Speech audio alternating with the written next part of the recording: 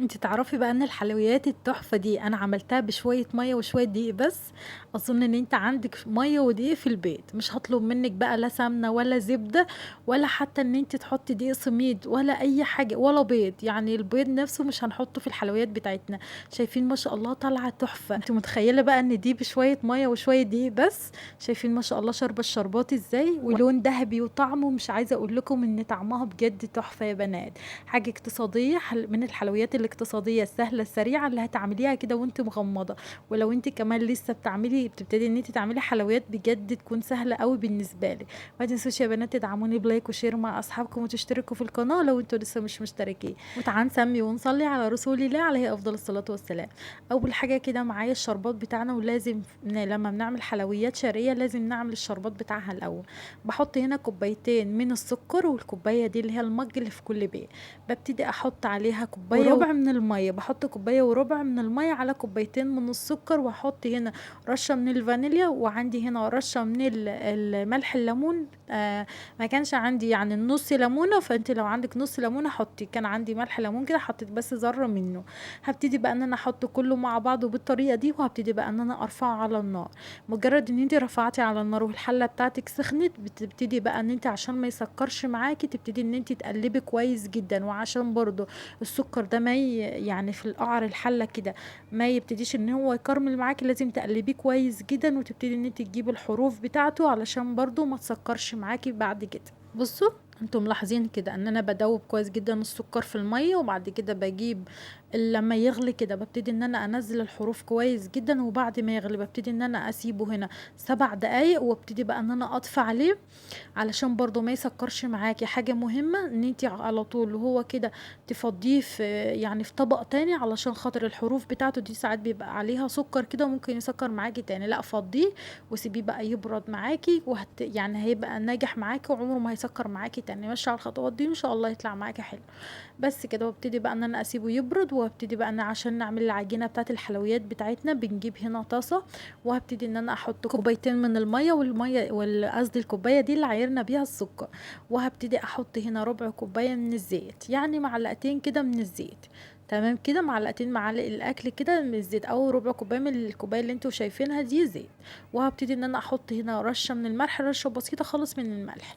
وهبتدي بقى ان انا ارفعهم على النار عشان يغلي معايا. مجرد ان هي تغلي، ما تبقاش تغلي كتير علشان البخار ده بخار الميه ما تنقص منه ويبتدي ان هو يبخر معاكي، والميه تنقص بتاعته. لا، احنا عايزين المقدار مظبوط. بمجرد ان هي تغلي معاكي جيبيها كده وارفعيها، وهتبتدي ان انت تحطي كوبايتين من الدقيق. بعد ما تحطي كوبايتين الدقيق بتوعك هتبتدي ان انت تقلبي كويس جدا، يعني بسرعه كده علشان خاطر يشرب معاكي كميه السوائل بتاعتنا اللي احنا حطيناها اللي هي الميه. وانتي بتقلبي كده حاولي ان انتي تستخدمي مثلا يعني معلقه تكون تستحمل معاكي، او معلقه خشب عشان يعني ما تتكسرش معاكي، وتبتدي ان انتي تقلبي كويس جدا كده، وتبتدي الميه تدخل في قلب الدقيق بتاعك وتكون معاكي عجينه زي ما انتم ملاحظين كده. بصي يا بنات، تبتدي ان انتي تعجنيها كويس جدا كده، وبعد كده هنسيبها تبرد علشان احنا هنستخدم ايدينا ونشيل خالص المعلقه. بص، انا سبتها هنا خلاص بردت شويه، يعني ايديا ابتدت ان هي تستحمل ان انا اعجنها. بصوا، انا حسيت كده ان لسه القوام بتاعها شويه عايز كمان معلقتين كده من الدقيق علشان خاطر يدي معايا القوام اللي انا عايزاه. ببتدي ان انا احط على معلقتين الدقيق دول، بحط عليهم معلقه صغيره مليانه من البيكنج باودر. وابتدي بقى ان انا اعجن كويس جدا العجينه بتاعتي دي لغايه اما اقول لكم بقى على القوام اللي انا عايزاه. بيكون قوامها يعني لا هو طري قوي بيلزق في ايدك، ولا هو قوامها اللي هو ناشف لابس معاكي. لا، حطي المقدار ده، وزي ما قلت لك كده ان شاء الله تطلع معاكي تحفه. بس كده هتبتدي ان انت تقلبيهم كويس جدا كده لغايه الدقيق اللي احنا حطيناه ده زياده ده ما يختفي معايا خالص، وبتكون معاكي بقى عجينه طريه، عجينه قصدي ناعمه، عجينه ملمسها ناعم، تبقى يعني هي كده خلاص تمام. باجيب هنا صينية او صاجة او اي حاجة عندك، هنبتدي ان احنا نمسحها مسحة كده من السمنة، قصدي من الزيت، علشان خاطر اللي احنا الحلويات بتاعتنا هنفردها فيها ما تلزقش فيها. بصوا بقى، ده القمع اللي انا هستخدمه اللي هو بيكون رقم 8، اللي هو بقى بتاع بلح الشام، وهستخدم معاه اللي هو كيس الحلواني ده. كيس حلواني اللي هو إيه، اللي هو القماش ده، لو أنت عندك اللي هو الأكياس اللي هي استخدام واحد ما فيش أي مشكلة، وهابتدي أحط عليها بقى كمية من العجين كده، حتى يعني حتى حاجة بسيطة كده من العجين ما تكتريش، وهتبتدي إن أنتِ بُصّي بتنزّلي كده، وهتبتدي إن أنتِ تلفيها على بعضها زي يعني زي ما تكوني بتعملي شكل حلقة كده، بيكون شكلها بسيط ولطيف وبتكون شكلها حلو أوي، بُصّوا بتدّي الشكل معاه كده. بُصّي أنتِ بتنزلي بالعجينة، والعجينة ما شاء الله بتنزل معاكِ بكل سهولة، وبتكون ما بتغلبكيش خالص، وبتنزل معاكِ يعني سهلة خالص. بُصّوا بتبتدي إن أنتِ تلفّي إيدِك كده، بتنزلي بالعجينة لغاية أمّا تدّي معاكِ الحلقة اللي هي شكل الحلقة ده، وتبتدي إن أنتِ تقفّليهم مع بعض، وبتضغطي الضغطة الأخيرة دي عشان ما تفُكِّش معاكِ بعد كده لمّا نيجي نحطها في الزيت. بتلفّيها على بعضها داير ما يدور كده، وبعد كده بإيه بتضغطي عليها الضغطة الأخيرة. بصوا الضغطة الأخيرة دي علشان خاطر تلزق كده من تحت، ما تفكش معانا في الزيت لما نيجي نحطها ونقليها. هوريكم اهو كمان برضو عشان تاخدي بالك. بصوا بتبتدي ان انتي تنزليها معاكي، وتبتدي ان انتي ايه تضغطي عليها من تحت كده.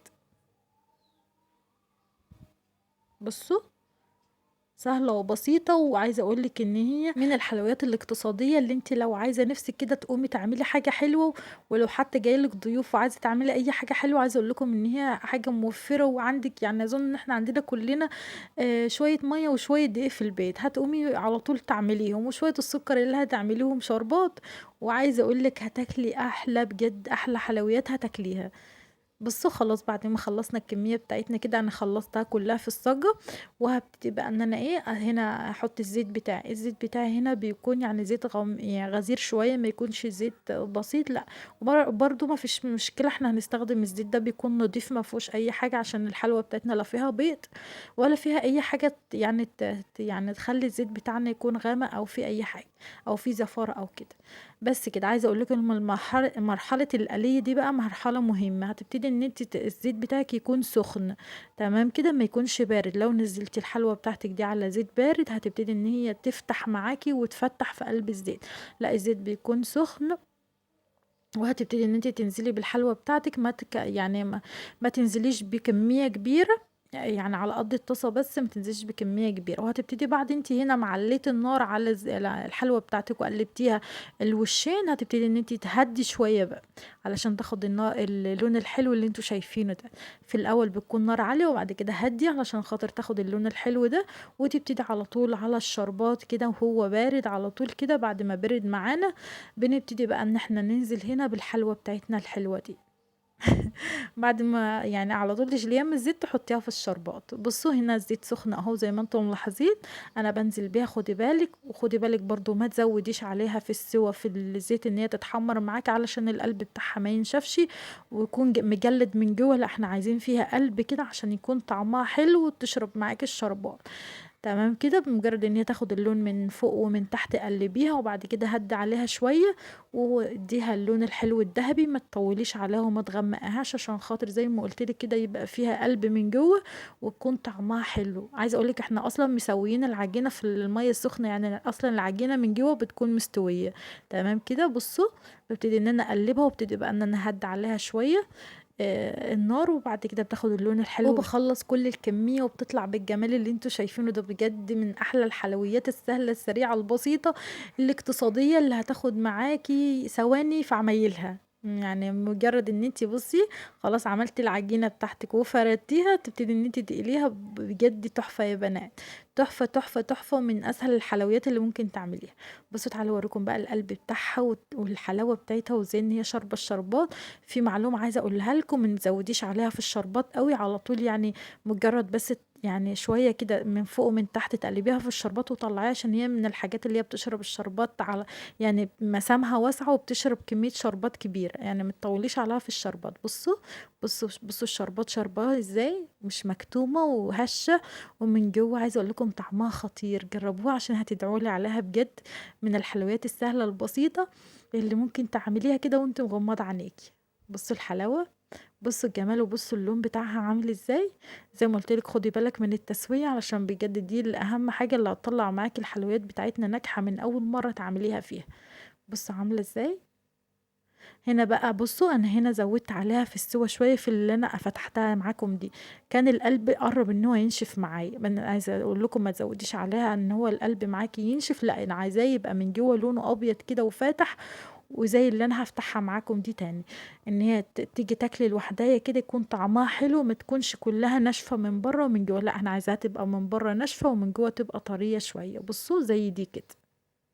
خدي بقى بالك من الحاجات اللي احنا قلناها عشان تطلع معاكي الحلويات حلوة معاكي.